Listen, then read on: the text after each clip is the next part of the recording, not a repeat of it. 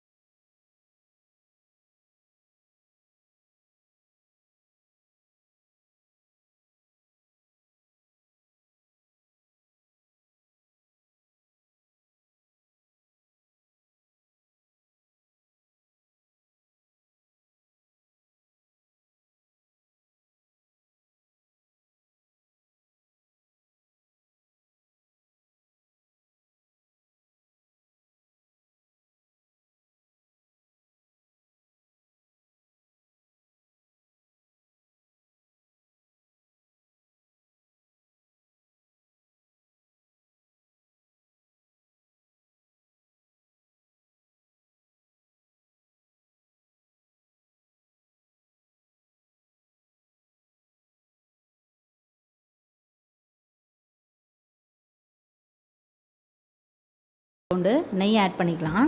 நெய் ஆட் பண்ணிக்கணுன்னா நம்ம ஒரு 2 நாள் நம்ம இதை ஃப்ரிட்ஜில் வச்சுருந்தா கூட அந்த மேலே கருப்பாக வரும் இல்லையா, அந்த வராது. நல்லா சாஃப்டாக நல்லாயிருக்கும் மாவு. அதுக்காக தான் இந்த நெய் சேர்க்கறது. சேர்த்துட்டு நல்லா பிசைஞ்சு விட்டுருங்க.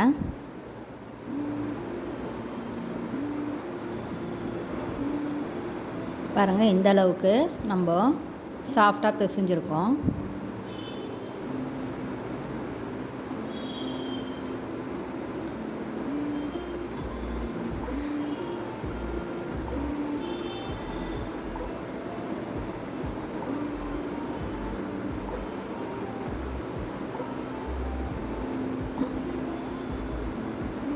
பாருங்கள், ஃபுல்கா மாவு ரெடி ஆகிடுச்சு. இப்போ நம்ம திரட்டி செய்ய வேண்டியது தான்.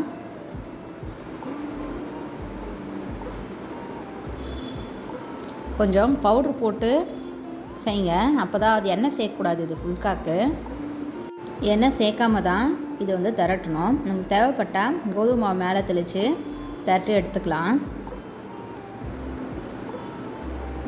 பாருங்கள், நல்லா ரவுண்ட் ஷேப்பில் திரட்டி எடுத்துக்கிட்டேன். இப்போது இதை நம்ம தோசைக்கல்லில் போட்டு எடுத்துக்கலாம். சப்பாத்தி மாதிரி இதுக்கு நம்ம எண்ணெய் ஊற்றனா ரொம்ப செவக்கணுன்னு அவசியம் கிடையாது. இப்போ லைட்டாக பபுள்ஸ் சைடில் வந்தால் மட்டுமே போதும். இதுக்கு பாருங்கள், லைட்டாக பபுள்ஸ் வந்திருக்கா, இந்த அளவில் இருந்தாலே போதும். இதை பக்கத்தில் ஒரு ஸ்டவ்வில் பற்ற வச்சுட்டு அப்படியே வெறுமனே இந்த சப்பாத்தி மாதிரி நம்ம எடுத்துருக்கோம் இல்லையா, இதை இதே மாதிரி நம்ம திருப்பி போட்டோன்னா இந்த மாதிரி உப்பி வருது பாருங்கள். இந்த மாதிரி உப்பி வரணும். இதுதான் ஃபுல்கா.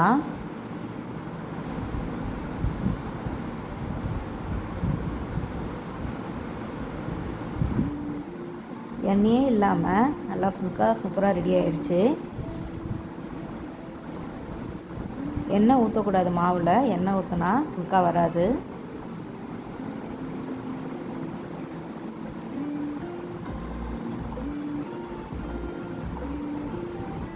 இதே மாதிரி நம்ம எல்லா மாவையும் திரட்டிட்டு இதே மாதிரி நம்ம செஞ்சு எடுத்துக்கலாம்.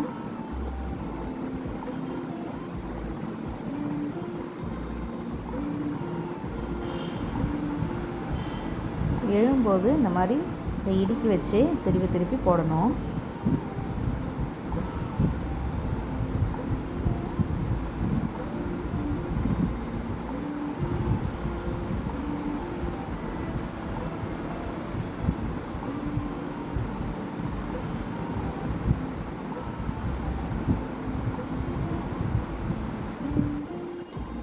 பாருங்கள், நம்மளுக்கான ஃபுல்கா ரெடி ஆகிடுச்சு.